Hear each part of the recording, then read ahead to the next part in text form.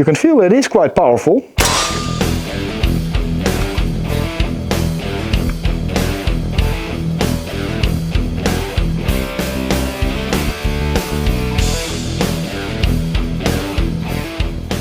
Hello, my name is Vincent from Airgunseurope.com, and in this video I'd like to tell you all about the Air Venturi MicroStrike. Now this is our latest pistol carbine from Air Venturi. It's a really popular model because it's so compact. It's got a really nice folding stock on it as well. It comes in a box like this, and then when you open it up, first of all, of course, you would find quite a complete manual with everything you need to know about this particular model. It comes with a bag of extra O-rings. Also a fill probe, which has a male Foster connector at the end, so you could just simply connect this to your female Foster. Comes with 2 magazines. These are the same rotary magazines that they use for the Air Venturi Avenger, which has been around for quite a long while. If you would have it in 4.5 and in 5.5, they have place for 10 rounds, and this one, the 6.35, has got place for 8 pellets. Comes with the folding stock and then of course the pistol itself. And if I would take this out of the box, first of all, you can see it is quite large to be used as a pistol, of course. It has got open sights on it, but I'm not really fond of these because these are not adjustable in any way, and they're also quite high. Now luckily this model has got a really nice Picatinny rail on there, so you can mount every type of optic you like really. If you would use this model also as a pistol and as a rifle, I would suggest placing like something like a red dot on there, but most people, they probably wouldn't use it as a pistol because of the length. It is 42 centimeters in length like this, and they would simply mount the stock on, and then I would suggest mounting a scope. I also did that on this particular model. As you can see, on this one I mounted the Vector Optics Veyron. This is the 3x12. It's a really nice clear scope, and it's also quite compact, so it fits nicely on this particular model. You could also see up here that I added a suppressor. This is the Donier Tatsu. The barrel is half threaded for, it is threaded for half UNF, sorry about that. But this is a really nice compact moderator, reduces noise pretty good, looks great on it as well. The stock works really nice. It's your standard AR-15 buffer tube, mil-spec, so you could later on, if you would like, you could replace this stock for another one which is more rubberized if you would prefer that.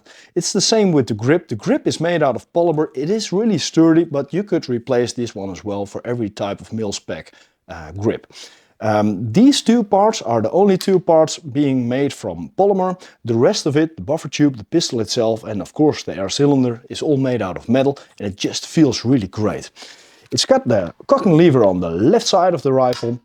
I don't really like that when the rifle is quite long, but since this is a really compact pistol, it doesn't really matter, and it does work really nice because it's really easy to load it like this.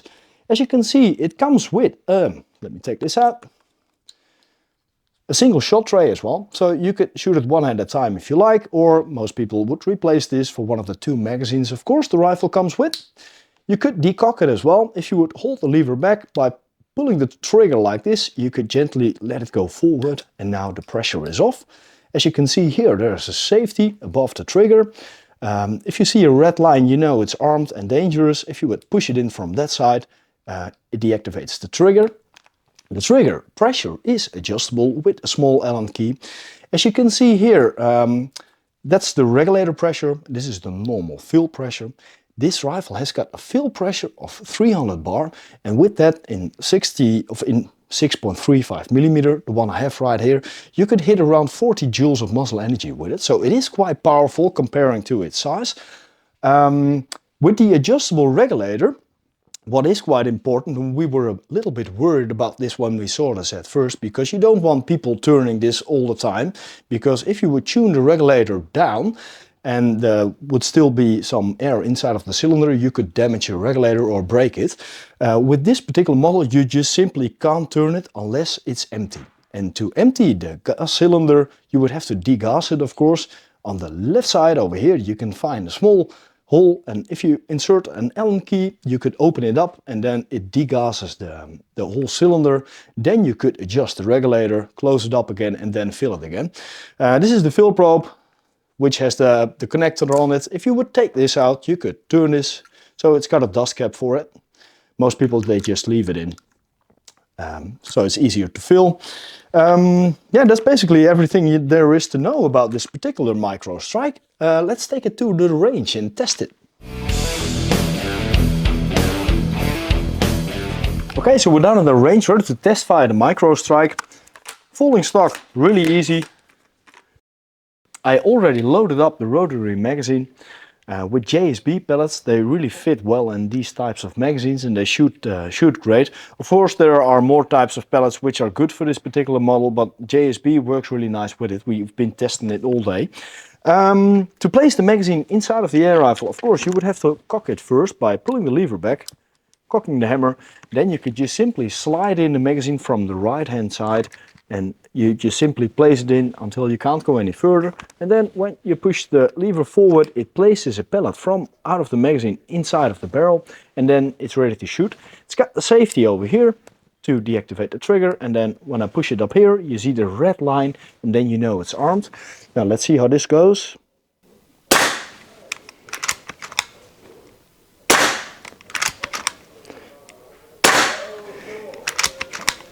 You can feel it is quite powerful. It's got lots and lots of impact with it. 40 joule, 6.35, so that is quite powerful for such a small PCP carbine like this one. Always remember with these types of magazines that there is a way to double load these, because when I pull this back, magazine rotates to the next chamber. When I push it forward, it places a pellet inside. So if, for example, later on you would pull it back a second time, then the magazine will again rotate. And if I push it forward now, you would have two pellets inside of the barrel, and you don't want that, of course.